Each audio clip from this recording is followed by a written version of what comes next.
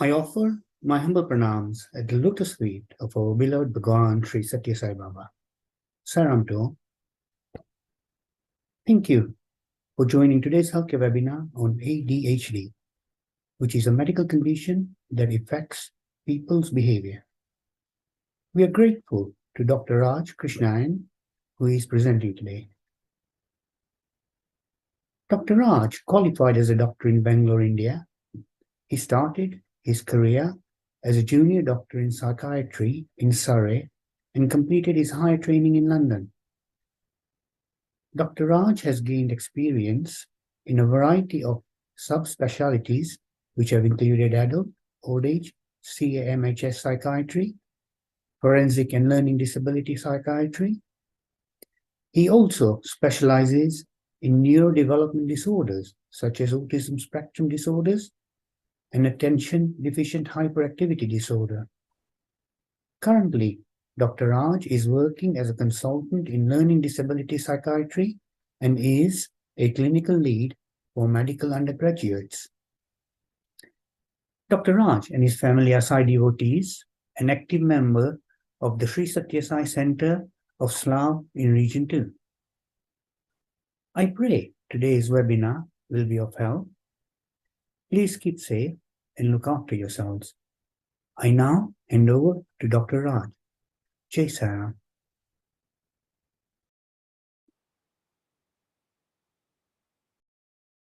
Good evening, everyone. Sai Ram. My name is Raj. I'm a consultant psychiatrist, currently working in Surrey and Borders Partnership NHS Trust, which is across the Surrey, and my base is based in Guildford. As I was introduced, I'm also an undergraduate clinical tutor for 5 medical schools in UK and Caribbean island.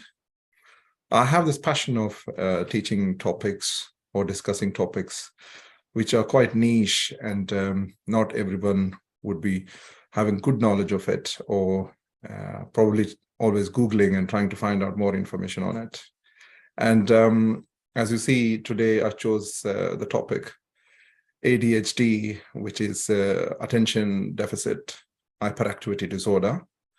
As you see, the word hyperactivity, attention deficit hyperactivity disorder, is what is depicted in the picture, where you can see that mind is filled with so many things. It's filled with so much of hyperactivity in the head, and you become so restless and agitated in your head that you try to wanting to scream out, but unfortunately you can't scream because you don't have a learning disability, or you're not under the influence of illicit drugs or alcohol.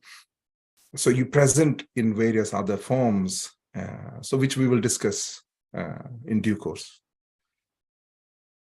So before I go on to this, please do not mistake that this is a question and answer that you should be able to answer. Just put it in your mind and answer this question either true or false. And after the session, today's session, we will go through the same thing again. And again, you tick and untick or true or false by yourself. And you see how much you learned today. Because as we all know, when we do a session or when we sit with someone, we always like to learn something new. So I just want to make sure that you learned at least something. Even if you learn 30% of today, I'm very happy. I will be very satisfied with it. So the first question is ADHD, as ADHD stands for Attention Deficit Hyperactivity Disorder. As the word itself says, it's Attention Deficit Hyperactivity Disorder. Is ADHD always a childhood onset disorder? True or false? Can it be a result of adverse parenting? True or false? Can it be caused by illicit substances? I mean, like illicit drugs such as cannabis, cocaine, class A, class B. Can it disappear as a person grows up? That's in adulthood. Is it best treated by psychological methods? Or is ADHD symptoms responding very well to medication? True or false? Just say true or false in your mind so that we can come back to that again in the later stage. Okay. As I said, ADHD is Attention Deficit Hyperactivity Disorder. Possibly by now, you would have got the meaning of ADHD because the words or the letters in ADHD itself is self-explanatory, which means a person is unable to or find difficulty with their attention. So it is attention deficit. Or they may have hyperactivity because of inattention, or they may be very impulsive in their decision-making or in their actions. In whatever they do, they're quite impulsive without even thinking. So hyperactivity, impulsivity, inattention, these three things. It can be on its own, like inattention on its own, or hyperactivity on its own, or impulsivity on its own, or the combination of these three things. Based on these things, you classify ADHD into categories. So this is what ADHD is. So ADHD is a neurodevelopmental disorder, which usually or always has an onset from childhood, which usually persists or carries on into adulthood. Sometimes it may disappear as the person grows out, maybe in his 40s or 60s or whatever. But sometimes, because a lot of patients don't even recognize that they would have had ADHD in their childhood, so it is noticeable only in their adulthood because of a lot of things going on. It comes into limelight because of education, because of the knowledge, because of the media, and things like that. But it's usually persisted into adulthood, which is it's a common neurodevelopmental disorder. I still remember I came to UK in 2004. ADHD was not a disorder which is widely spoken everywhere. And when I was attending classes on ADHD and I was reading on ADHD, the prevalence rate, which means the rate that is existent at any one point in time, was around 2.5%. So now this has gone up.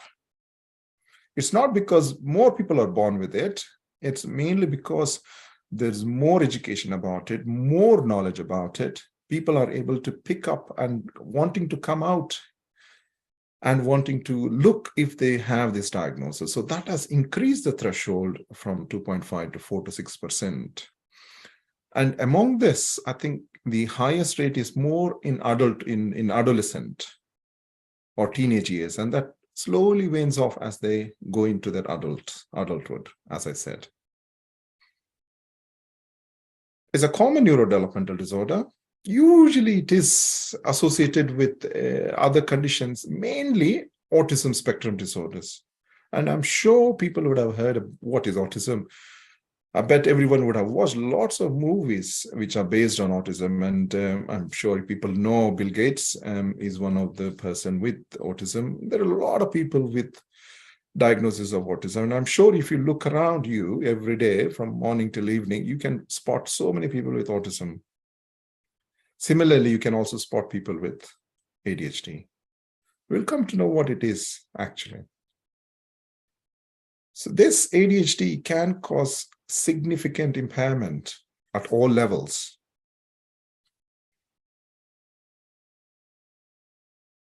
The common disorders or conditions that usually are associated with ADHDs are anxiety, depression, personality disorder. When I say personality disorder, I mean that all of us have a personality, which is what leads us to carry on our day-to-day life. We are successful, unsuccessful is based upon our personality. We are able to maintain a relationship. We are able to function on a day-to-day basis at outside in the social, in the community, and we are able to have a family because of our personality. When this personality becomes a problem and it affects in any of these three areas, then it becomes a personality disorder. So ADHD is usually associated with personality disorder. It can also be associated with mood disorder, such as I said, depression. Similarly, something called as hypomania, where someone is always on the edge, always on the go, always wanting to do something. They cannot sit still. They'll be jumping from one topic to another topic to another topic to another. They are doing something, but at the same time, they'll be thinking another thing, they'll be thinking another thing. Something called as hypomania, we call. And bipolar affective disorder, where someone's mood is very low for a few days, this goes very high another few days they jump again to the low mode. So it's like two poles of their mood. So it's bipolar affective disorder. Cyclothymia, where their mood is always like up and down, like waves, very similar to waves. Their mood, some moments they'll be very anxious, some moments they'll be happy, some moments they will be sad, some moments will be very, very hyper, very, very high in their mood. And I said autism spectrum disorder. And dyslexia, having difficulties with reading, writing, these sort of conditions. Okay, so diagnosis. The diagnosis of ADHD is a bit complex. Prior to a few years now, usually ADHD was diagnosed by or after 7 years. But it was noticed that some of the behaviors of a child at 8 years, 9 years, or even 10 years was very much normal, but a lot of people were diagnosed with ADHD. And this was more common in America. Because in USA, they are quite robust in assessing and treating people with ADHD. So a lot of people were treated with ADHD at a very young age, but then it was noticed that it could be clouding, or it could be because of their normal nature of their growing up period. So this age was moved from 7 to 12. So now we recognize that the person or the child should have symptoms until the age of 12. After that, we diagnose with ADHD, not prior anymore. So we are very careful in diagnosing a child with age of 10, unlike before where we used to.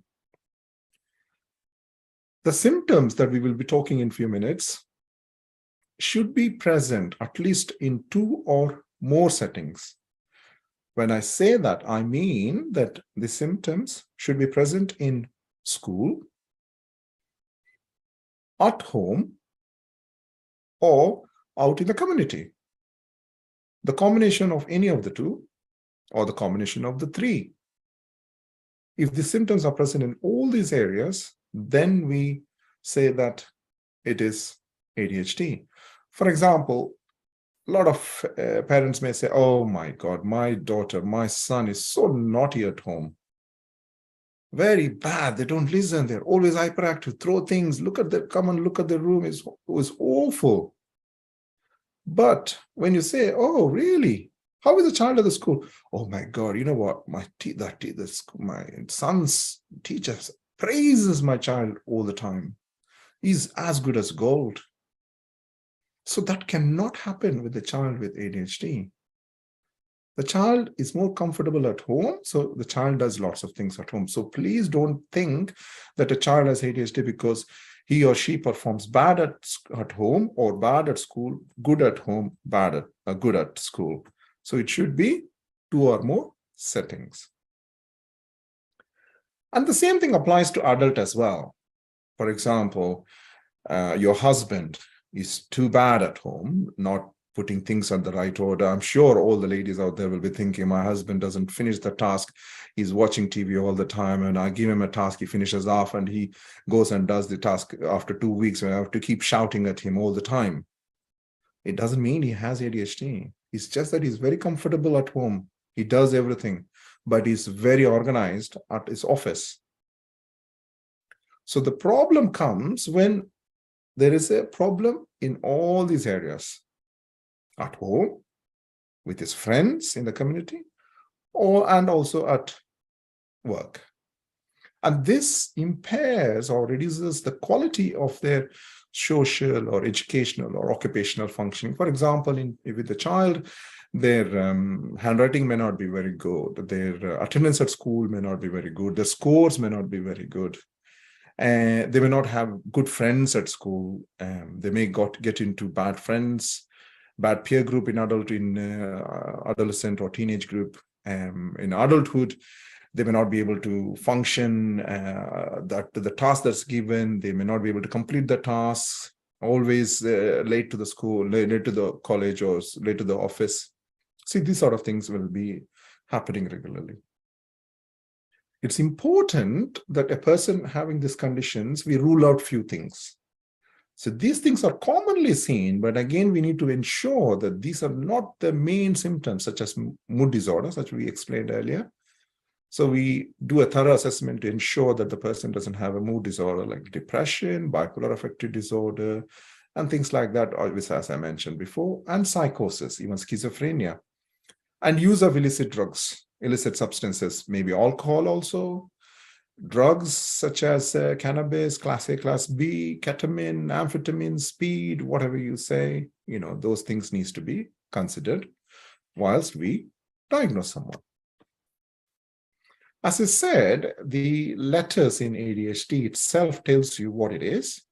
And based on each component of ADHD, we diagnose someone with inattentive type of ADHD or inattentive hyperactive type of ADHD or a combination ADHD, depending upon the signs and symptoms. So usually people with ADHD can be present in different pattern depending upon which type of symptoms takes the predominance. Some people who have inattention problem, they usually perform poorly in their academics. They perform poorly at work. They have very low self-esteem. Their outcomes in school or at home or even at work is very poor. People who are a bit more hyperactive and impulsive are usually get trouble with the police.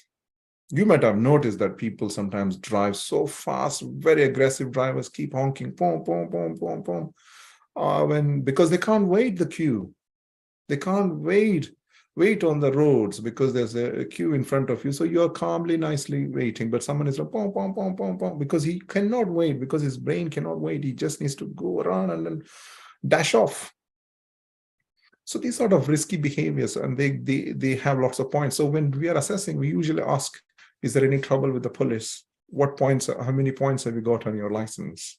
So it automatically indicates to us, what kind of pattern of ADHD the person may have. The symptoms, just to give an example, in adulthood, you might have noticed some adults making careless mistakes, which you think is really a careless thing, but actually it is not. He's working very slowly, making sure that he wants to avoid mistakes. So he does it so meticulously, so slowly. But when you look at it, oh my God, why is it taking so long time? You could have done it in half an hour. Why is he taking? But he's taking it because he wants to avoid mistakes. And he takes too much time because he wants to look at each and every detail to ensure that, he's doing it properly, because he can't jump. He gives, or someone works too quickly so that he wants to finish off and therefore makes mistakes. And during childhood, children make too much of mistakes whilst they're doing their homework, making mistakes by not reading their questions properly, and thinking that, oh my God, I need to finish that task, I need to finish the homework. And I keep telling my daughter too that, because she does homework so quickly because she wants to finish it off quickly, but they don't want to check it again. So you need to ensure that they do. But usually kids tend to do this. And some kids leave their homework unfinished because they're running out of time, or because they want to do it very fast, not checking what homework that's been given to them. So they miss homework. In adulthood, again, you can see people are not able to keep attention on tasks for a long time. They get quickly distracted by their own thoughts. People, sometimes you may be thinking that you're talking, someone is talking to you eye to eye, and suddenly when you ask, oh, did you understand what I just said? I say, oh, I'm sorry, what did you just say? So you may be thinking, what the hell, why did I spend so much time here? And they easily get bored with things, and so you need to keep diverting them and keep talking to them on a different subject. And sometimes you may also notice this will happen only if they're not interested. Sometimes they even find difficult to complete watching a movie. And sometimes, like for example, a wardrobe has come, like, from IKEA, you bring a wardrobe from the IKEA, very easy thing to do. But he or she opens everything. And then within a few minutes, he or she gets a phone call. He goes. And what happens is flap pack, gone, forgotten. And the wife keeps shouting, what happened to the flap pack? Oh, yes. He goes back again. And then he realizes, oh my God, I should have gone by now. I had an appointment. Then again, he rushes. And then this is forgotten. So these are the common things. I'm just giving this as an example. Possibly you can picturize in many other contexts. During the childhood happens the same thing. The child finds difficult to keep attention on play, easily getting distracted, difficulty concentrating, quickly becoming bored of activities.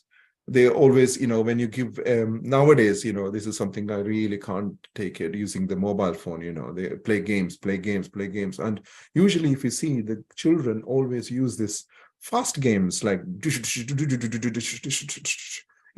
these are things which keeps them going, because their mind is racing. These things will calm them down. So we need to be very watchful of all these things. And you also see some adults, then when you're talking, they'll be sitting or standing, or you talking to them as if they think that you're not listening to you. They're just completely preoccupied, or maybe in the dreamy world. And when you're talking, as I said, and you ask them, can you repeat what you said? Oh, no, I'm sorry, I can't understand what you just said. And often they try to change the topics because they want to avoid you thinking that, oh, probably I didn't understand you. And children, not knowing what parents or teachers have said to them in this class, dreamy or preoccupied. Probably you would have heard, somewhere people, teachers saying that, oh, your child always sits there and glares at me, but I don't know whether he or she is dreaming, is mostly preoccupied. Often listening during, and some children are very clever. They keep looking at you and showing that they are listening to you, but the minute you move your eye away from them, they are in a different world.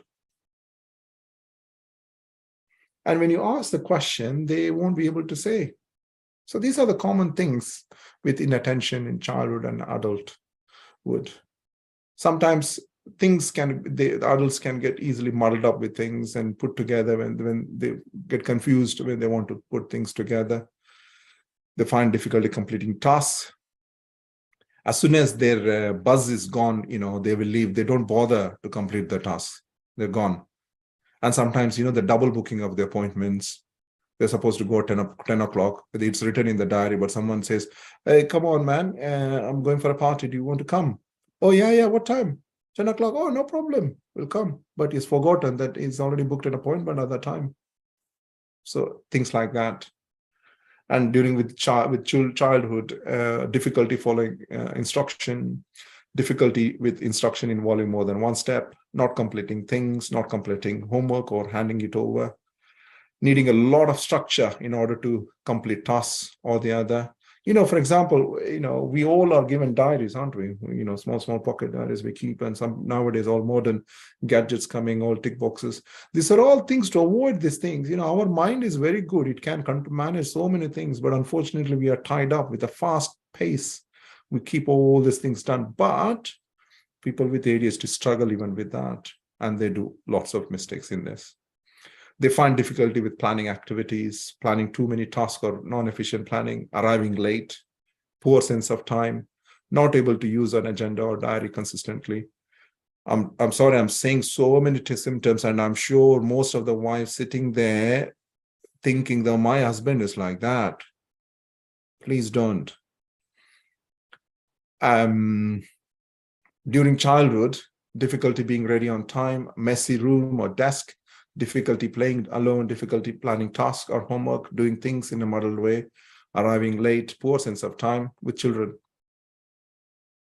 And similarly, there are lots of symptoms, like, as I said, forgetting keys, forgetting agenda, needs frequent reminders for appointments, returning home to fetch forgotten things, rigid use of list to make sure things aren't forgotten, forgets to take things to school, halfway through the task forgetting what has to be done, has to frequently reminded of things, forgets appointments or instructions. Similarly, you get hyperactivity and impulsive symptoms such as this is very common in adulthood, especially the IT people who try to, because IT is something easy escapism, I see, because you and your laptop, you and your computer, and that's it. You don't need to literally see common people out there. You don't really need to go and sit in the meetings and things like. Even if you sit in the meeting, it's a Zoom meeting where you put off your camera and whatever they're doing, it doesn't matter to you. So that sort of things, like avoiding symposiums, lectures, churches, prefers to walk around rather than to sit because no one is there. Very fidgety. Never sit still for long, always moving around, stressed owing to difficulty of sitting still, makes excuses in order to be able to walk around. Oh, my back is hurting. I've sat for a long time. So let me walk around a few bits. And in childhood, you see, they often stand up while eating or in the classroom, find it very difficult to stay seated at school or during meals, being told to remain seated, making excuses in order to walk around. In adulthood, feeling restless or agitated, constantly having the feeling that they are doing something wrong, finding it hard to relax. Children always climbing, like they love climbing on furniture, jumping on the sofa, feeling restlessness, calling names of friends in the class, suddenly outbursts, suddenly they stand on the chair, which may appear dramatic, but actually it does happen. Not necessarily, mind you, not necessarily one person should present all these things. We see few bits here and there, and then club together and then diagnose someone. I mean, a typical example is like, for example, I said, like, you're driving and suddenly there's a row of cars in front of you, and you know that you have to wait, but people with ADHD can't wait. You need to dash off fast. And a child, like, for example, you're crossing the road and there is red light and the green light. As soon as the red light, you and me, we stop. But the child, no, I need to pass by. That's it. And for example, you told, like, okay, I want to go to McDonald's, but somehow you got busy and you said, okay, no, I'm going to shopping first, and then we go to no. I need to go to McDonald's. I need to go to McDonald's because they can't wait. That's it. Adulthood, they always find hyperactivity and impulse. They're very, very busy. They feel like they have too much of energy, always on the move, always on the go. And usually they step on their own boundaries, finds it very difficult to let things go. They're very driven. Very driven is not a bad thing. It is a very good thing, but it has to be balanced. Examples with children is that they're constantly busy, excessively active at school and at home, has loads of energy. You'll be thinking, whoa, this child has loads of energy. They will be busy until even 10 o'clock, and you have to literally force them to sleep. Otherwise, they can't sleep. Always on the go, excessively driven children as well. Yeah, so these are the common symptoms that you see in a child and an adult. So as I put the slide on, the symptoms do present as they grow older, but it takes a small twisted shape into different things.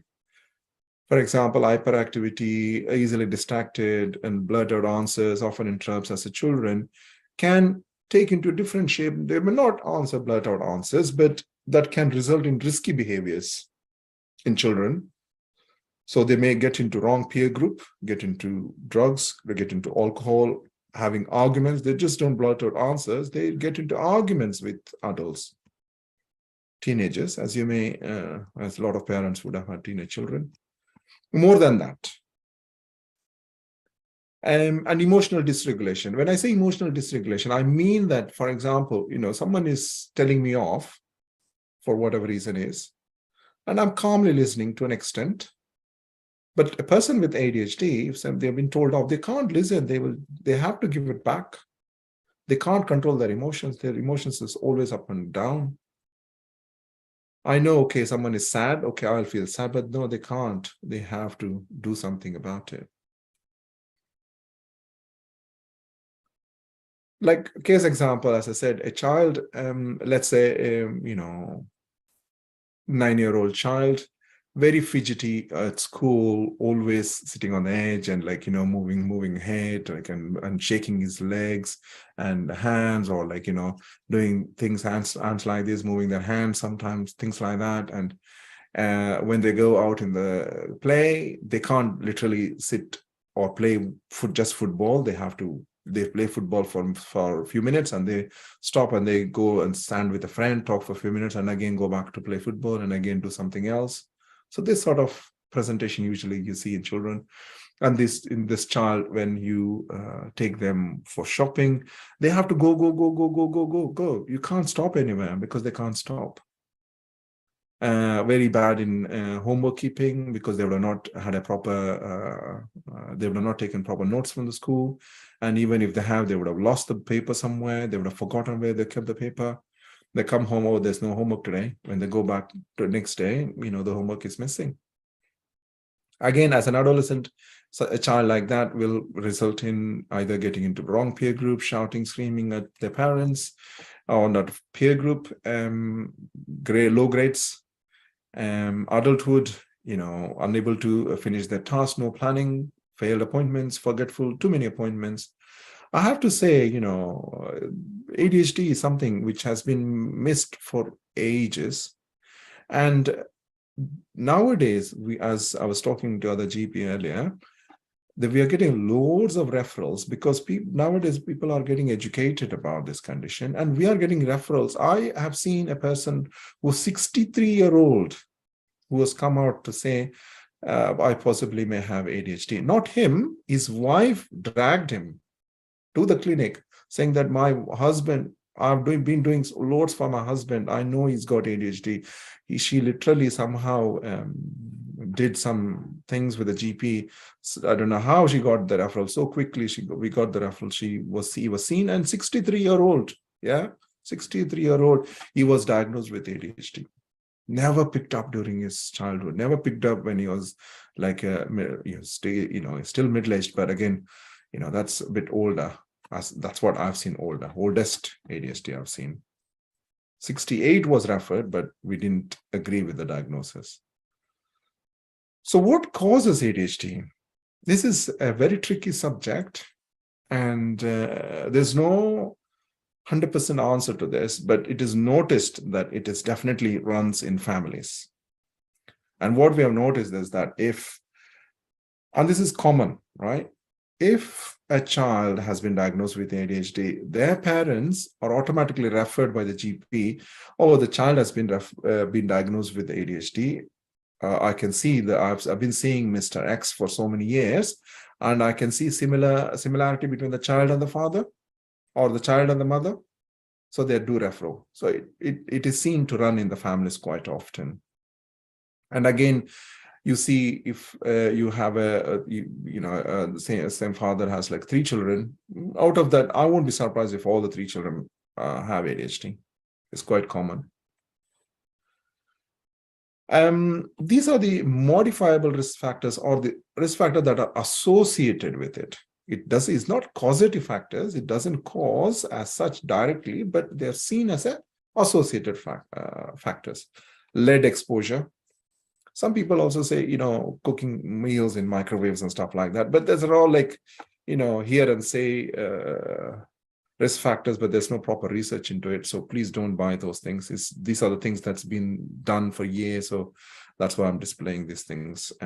Poverty is something, adverse childhood is something that can worsen ADHD symptoms, leading into lots of other difficulties like drugs and personality problems, wrong peer groups, and a lot of criminal activities because of ADHD. Vitamin D deficiency and iron deficiency also is to be associated. It is not the causative factor again. So that's why I always urge my GPs, please make sure you check vitamin D levels regularly, especially during winter. And I see that in UK, usually they prescribe vitamin D during winter anyway. I'm sure GPs can tell you that. That's very common. And this can also contribute to one of their symptoms. But again, as I say, it's not the causative factors. See, I think when a woman is pregnant, she needs to be looked after. It's all our responsibility. If she is stress-free from all possible sense, all of these things can be reduced a lot.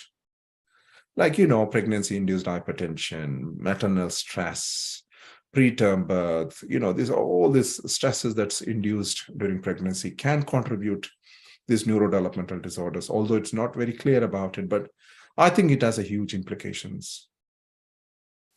This is just a chart. There's too much of chemistry into it. So you don't need to worry about it. It's just to show you what happens if, let's say, X as husband, and he or she thinks that my husband has diagnosis of ADHD. What can she do? She obviously goes to the GP, does a referral, and obviously he has to cooperate with it. They go to the referral GP, and the GP does a referral to the ADHD clinic or through the community mental health team. So nowadays, throughout the nation, there is ADHD pathway. Most of the mental health services do have this, and so their referral goes there. And don't ask me how soon can be seen. Unfortunately, it's not easy. At the moment, nationwide, it's almost approximately 2 years waiting list.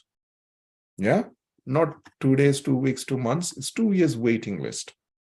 So it is anticipated that if the same framework of staff available as of today, it can go up to 6 to 10 years waiting list with the growing population and more education into it. So it's quite a risky situation in terms of referrals.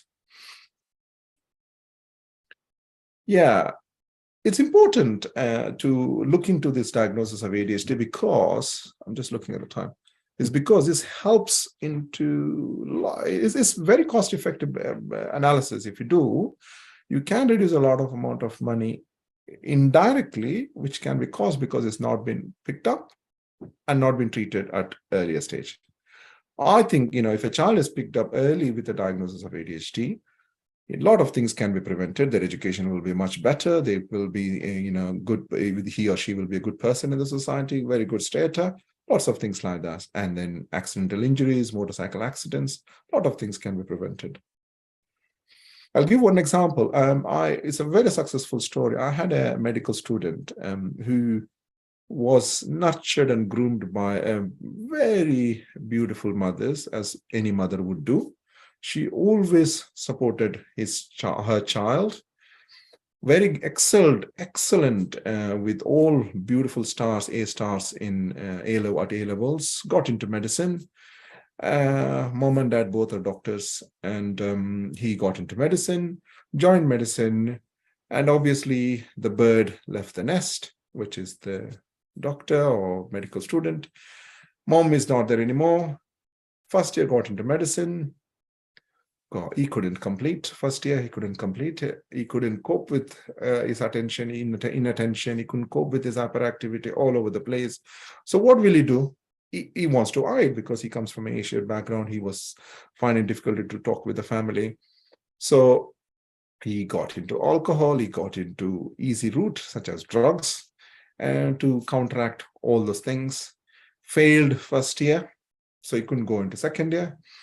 So his father got to know, because one of the college tutor was his friend, and he came quickly running, trying to rescue his son. Saw him, he couldn't wait the NHS list, so he bypassed it. He bought to private practice, so he was seen quickly. As he was walking through the door, we knew there's a problem there with the child, with an adult. He was diagnosed with ADHD within 2-3 hours. We started medication with him. We said the same day. He was quite a good person. He took the tablets, and guess what? Within 6 months, he was back to his norm.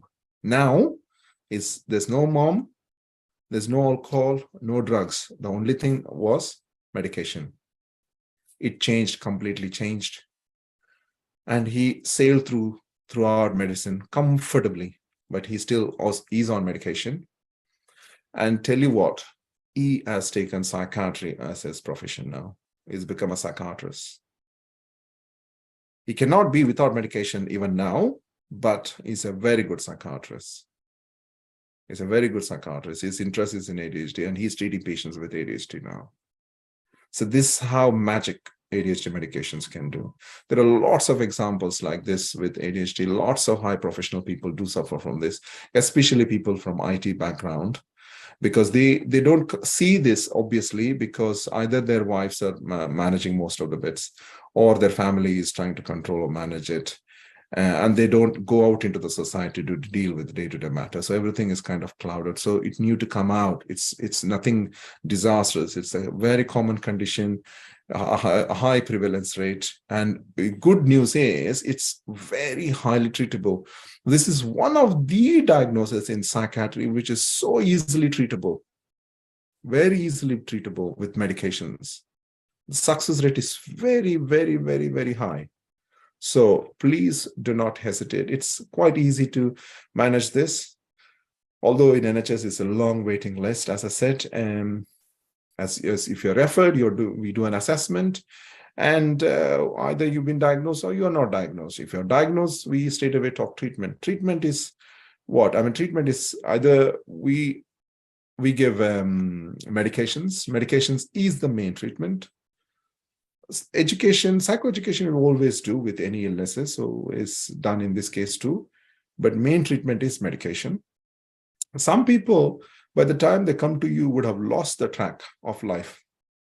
So to bring them back to the track, so we put them to coaching or cognitive behavioral therapy, so just to kind of make sure that they come back to their normal track and then continue to lead their lives. So that is something that we do on top of medications. But the main core of treatment is medications. And the success rate is very, very high.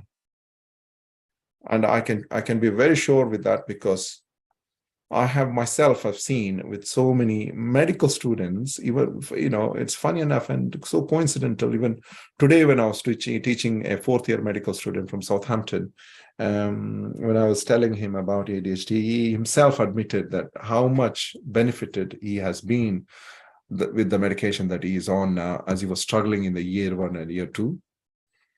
And he said, like, I'm very proud to talk about ADHD now, which I wasn't before. And I asked him, what do you want to be? He said, I want to be an A&E consultant. I said, why? Why can't you be psychiatrist? No, I'm taking medications to keep myself still, but I can't control. I need to be like fast pacing, because A&E doctors are very fast, like this. They want to run very quick, unlike psychiatrists. Psychiatrists are very slow paced, very slow. So that itself shows that, I think, see, he has found his negative of his life, so he wants to work upon and then do what's best for him, which I really appreciated him. Yeah, these are the two types of medication. You don't need to remember the name of the medications. These are the two main types of medications. New medications are coming up, and there are a few medications now new, but these are the main medications that we prescribe in the UK, both in adulthood and child. For child, but some medications are not given when they are children. Yeah, that is the end of the presentation. Now, just going back to my second slide when I started presenting, if you can think the true and false, I'm hoping that you will be able to achieve at least 30% or two questions answered correctly. ADHD is always a childhood onset disorder. ADHD can result from adverse parenting. ADHD can be caused by illicit substances. ADHD may disappear in adulthood. ADHD is best treated by psychological methods. ADHD symptoms respond very well to medication. Thank you very much. Sai Ram, everyone. Please do ask any questions you may have.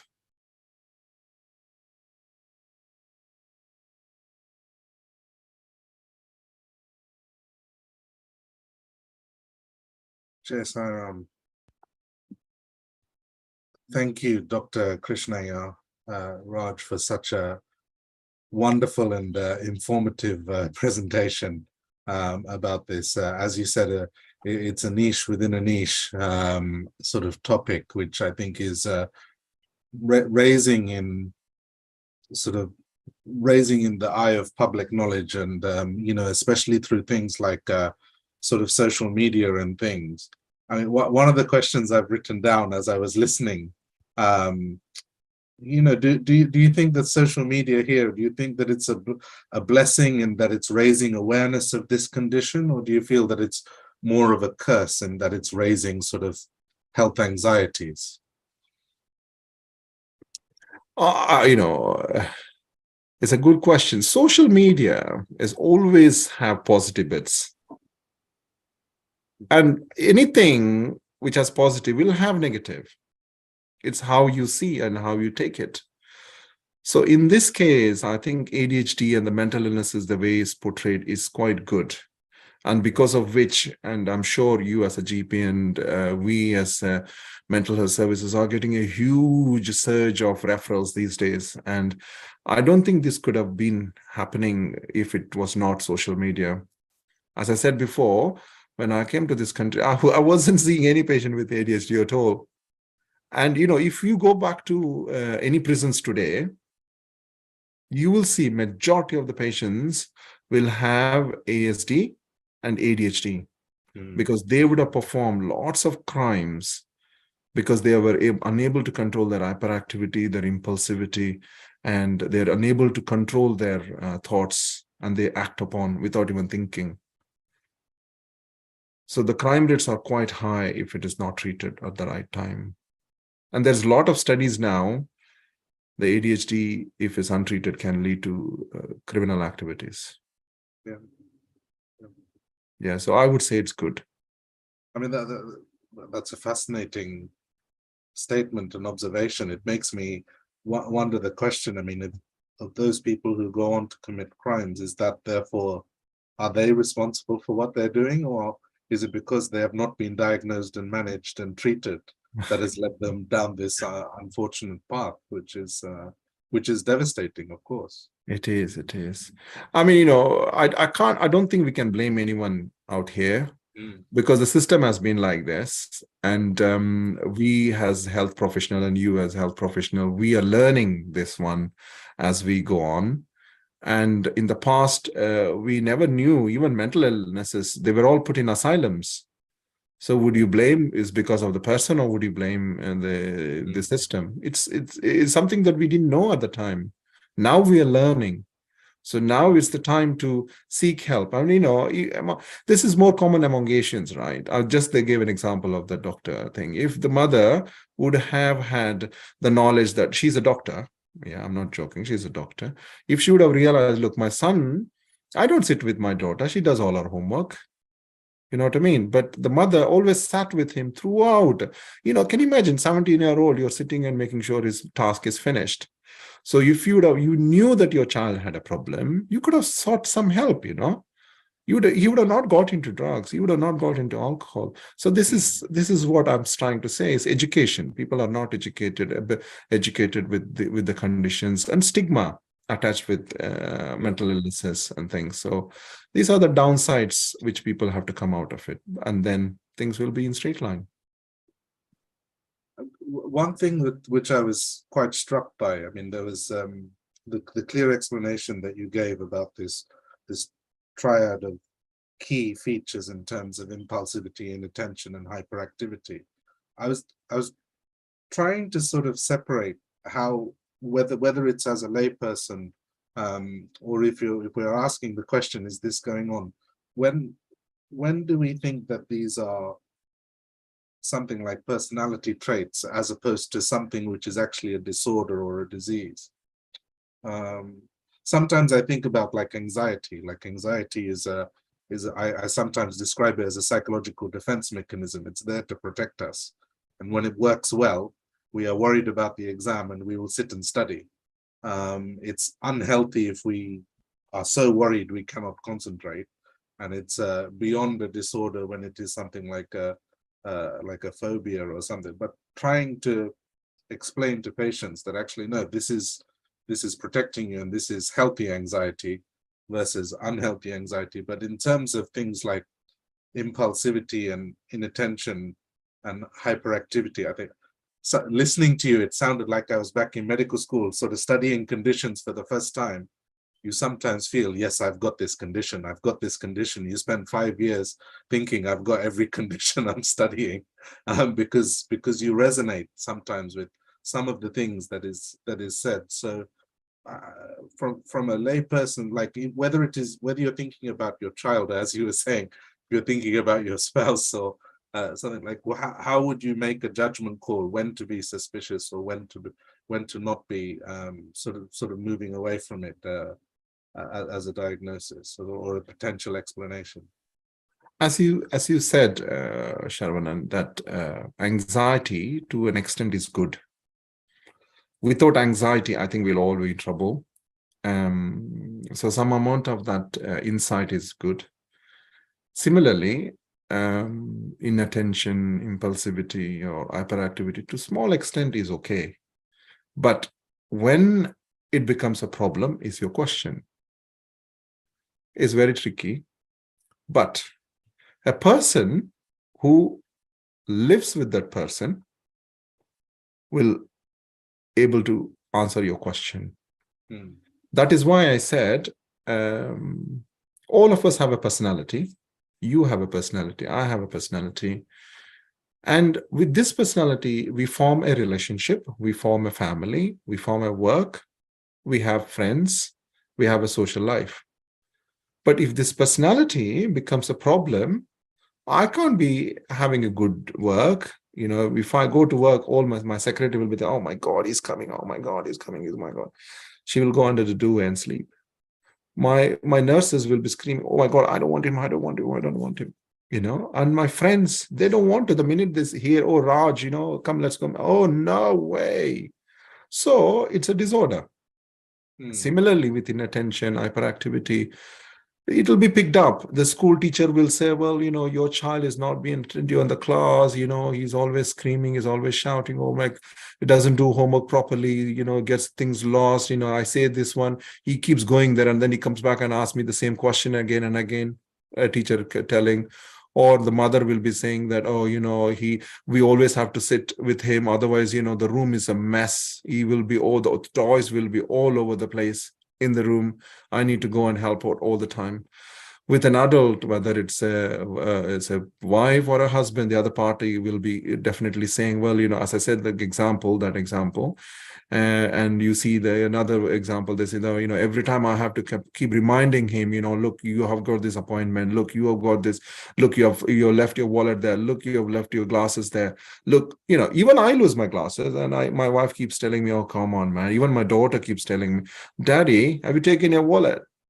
Sometimes I also think like you, Sharwanan, have I got ADHD? And you won't believe, I had ADHD test myself to make sure that I don't. So it's very tricky. It's your partner or your school teacher or someone will kind of definitely detect. You won't have that insight. Other person will detect, and they come to us, and we, as I said, we have questionnaires and we go through a lot of investigations, and we were able to tell you that. It is interesting. I mean, I have patients who will come and tell me, I think I've got memory problems, and they'll tell me they lose their keys. And I said, no, everybody loses their keys. That means you're human. Exactly. You're human. Exactly. And I can't cure that condition. No, absolutely not. Absolutely not. Because I'm keen not to medicalize being human. So even with children, it's not to medicalize, absolutely, a natural progression where, if they are blurting out answers, they know something, they want to get it out. That doesn't necessarily mean that there is something there, but it's a difficult fine balance which is there, as you say. So, that's correct. Yeah. So it's difficult towing that line of making sure that we are pulling the trigger on early assessment versus just saying, well, actually, no, this is a perfectly naturally developing child, or you shouldn't look for an explanation, where there is not a medical problem. So it's a bit of a subtle thing, which is that. And people a lot of times think that it's laziness.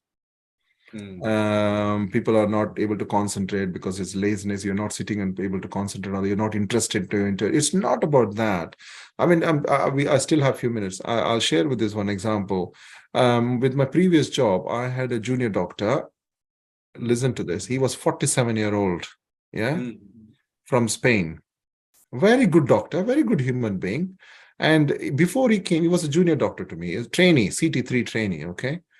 And I got an email from the TPD training program director and his educational supervisor saying that, Dr. Raj, you are having a very difficult trainee.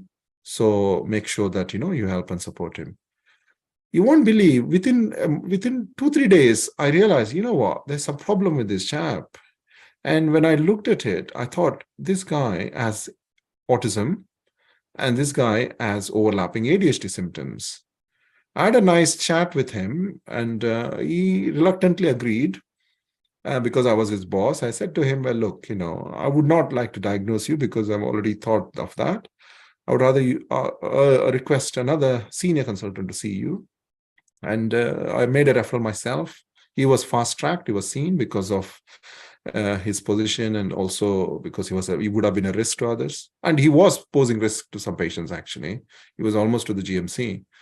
And you won't believe, he was diagnosed with both. He was diagnosed with ASD. He was diagnosed with ADHD. He was started with medication. Can you imagine? 47 years old. So all his life, this has been missed. Yeah, because a lot of people will be thinking that, oh, this is part and parcel of him. He's lazy. He doesn't want to do it. Even he was thinking I was a bit lazy. Yeah. So that's how it is. And it's the opposite of poor educational attendance if he's got that far in terms of achievement and things. Yeah. There was one question that was asked in the chat here, in the stream chat. It was saying, why is ADHD diagnosed more in boys than girls? First of all, is that true? And then we can then, I don't know if you have an explanation beyond that. Well, you know what? This is a very common question, and this is a common question in the research as well. Yeah. So it's not like I will be surprised with this question. I will be surprised if someone doesn't ask me this question. Firstly, I have to say girls are very clever. Yeah, they're very, very clever. And you know that, your sister, your mother, they're all been very clever. They know how to hide things. Even if they have a problem, they know how to hide things. We as boys, men, we don't know. We just do things which is very obvious to the entire world. There's something wrong. That's one of the commonest thing. The commonest reason why boys are detected very early than the girls. And for a very long time, ADHD and autism has always been noticed with boys than girls, mainly because the girls are very tricky to do an assessment upon, because they use their defense mechanism so well. So it's very difficult to detect and diagnose ADHD with them. Otherwise, there is no difference between the boys and the girls. These days, girls are also picked up for autism and ADHD quite easily, and it's coming out quite easily for diagnosis. So it's becoming almost normal now. Yes, it's diagnosed more in boys, mainly because of that, and the numbers is slightly more than boys because of that reason. But if you look in a bigger picture, the ratios remains the same. Okay. I was going to ask, I mean, I know that the clinics that we refer into as GPs are often ADHD and autism are in linked clinics, but and you mentioned that they can coexist as well. But is there any sort of link between these conditions in any way? Yes, because it's a neurodevelopmental disorder condition. Most often they are linked with each other. But for example, person with ASD, he's very shy, he's unable to look into someone or able to make that attentive concentration to listen to someone, so they kind of do things on their own. And some people will have some OCD symptoms, some obsessions or compulsions, and some people are very anxious, which can also be seen people with ADHD. So it's kind of overlap. So what we do is, when we have a person with the combination of the two, then we will be very carefully looking at to see which one to treat. Autism is not treatable. ADHD is treatable. Autism is like a personality over a period of time. It's a condition, but it looks more like a personality. But ADHD is a disorder which can be treated. And another question that we got from the chat was, ADHD, how is it actually diagnosed? ADHD in children, what happens is the school has someone called Senko. They say they have some issues with the child, so they do refer to camps or pediatricians, where the child goes with mom and dad, and they have a separate room where they sit, and a psychologist and a doctor keep looking at them. And then when they come back into the room, we give lots of questionnaires for the mother and father, and we observe the child. And there's a list of questions, like how I was saying earlier, that we look into those things, and we send some questionnaire to the school as well, get the feedback from the school, and we compile everything together. And we come out whether the person has ADHD or not. And with adults, what happens is very similar, but we don't get school teacher to write any report, but we'll ask their parents or their sibling or their partner to give us a feedback of how he or she is like. We get the history from the family members, we put together, and then there is a screening tool called as DIVA, which we use. We go through those questionnaires. It takes anywhere from 1.5 to 3 hours, depending upon the experience. And now I finish within 1 hour. Initially, I used to finish in 3 hours. So we finish that questionnaires, and then at the end, we come out with a diagnosis with ADHD. In addition, there are lots of other objective tests that has been done, like computerized tests. That's also available, like called as QBEC test is one of those innovative tests. That also is done in line with the assessment by the psychiatrist. Usually it is done by the psychiatrist as an adult, but in children, even pediatrician can do. Okay. And another couple of questions from the chat I've got here, do children diagnosed with ADHD always need to take medication? Yes, as I said, the main treatment for ADHD is medications. Yes, you can have some sort of behavioral treatment or behavioral therapy or some talking therapy, but main treatment is medication. Is there a chance they get better as they grow? Yes, there is. As I said, most of the symptoms can disappear. Some symptoms may stay, some symptoms completely disappear. And, we all mature, don't we? And we all get organized, and we all get into marriage, we all get into friend circle, and we all get into more organized by automatic things. Nature takes its course. So it's like that, things can change. I mean, can I ask, one thing that I found with conditions like depression is that actually they may need to be on medications like antidepressants for some time, but actually they reach a stability and point where we are able to pull them off medication, and they can be, it's almost like, they are like they're riding a bicycle, and you get them going and then they're off, and they don't need the support of Is there something similar for that with ADHD, that they may be able to come off medication in the future? Or is ADHD is like is a fantastic. I really love ADHD medication. ADHD medication is like, you take it, it works. You don't want to take it, don't take it. It's as simple as that. The symptoms will come back. Yeah. Okay, I'm sure you know that, minoxidil, you put minoxidil, the hair starts growing. The minute you stop, the hair starts falling. That's why I never tried hair on both the sides. So it's like that, ADHD medications. You take it, symptoms get better. But if you stop it, it goes back to normal. But as someone asked, yes, over a period of time, as they get older, 40, 50, some of the symptoms just derail. Yeah. I mean, I sometimes I argue with patients, and I say, look, if you need to take something, then take it. That's it. If you don't need to take it, then don't take it. Good thing about ADHD medication is that it doesn't have any withdrawal symptoms, unlike antidepressants or antipsychotics. It's not a medication which is addictive, that you need to take it for X number of years and then slowly taper it down or reduce it. No, you can stop it next day. You don't like it, stop it next day. That's fine. I think the last question I've got here is, are there psychological healing sessions for ADHD in children? See, psychological healing sessions can be done for anything. There's no thing that you can't do it. You can definitely do it. Psychological healing session is like meditation. Yeah, these are all the terminologies, that English terminology, Western terminologies that's come.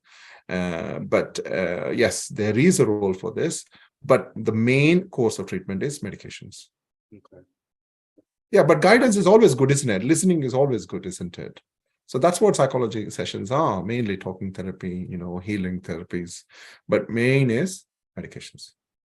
Piggybacking onto that, I mean, where waiting times for ADHD assessment clinics and things, where they are running as long as you were saying, are these other things that we could be doing whilst we're waiting for that assessment, if we're on that waiting road, as it were?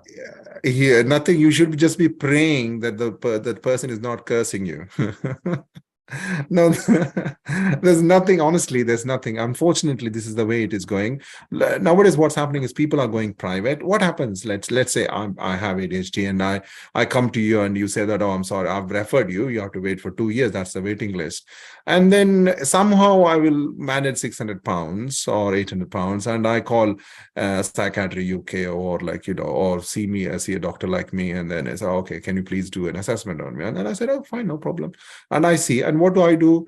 I write a letter after full assessment. I give a prescription for him first time, because it's a shared care protocol. And then I write a letter to you saying that this person has been diagnosed with ADHD and this person is on medication. This medication, he's been stable.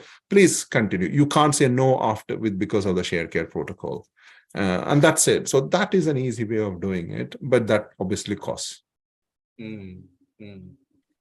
Someone is asking, is ADD also similar to ADHD? Does it needs medical as well? I suspect they are talking about medications. Yes, they are same. As I said, ADD is attention deficit disorder. ADHD is attention deficit hyperactivity disorder. ADD and ADHD, these are the terminologies which US and UK, they have their own versions of calling it. But nowadays, everyone is calling us ADHD. Wonderful.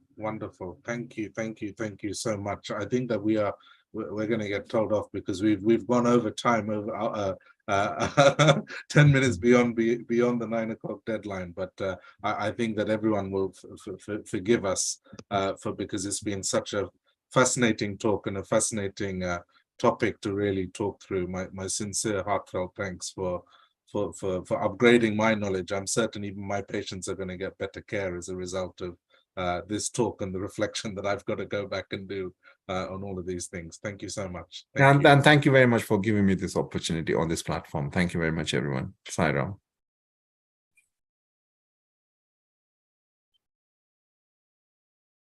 Sai Ram, Dr.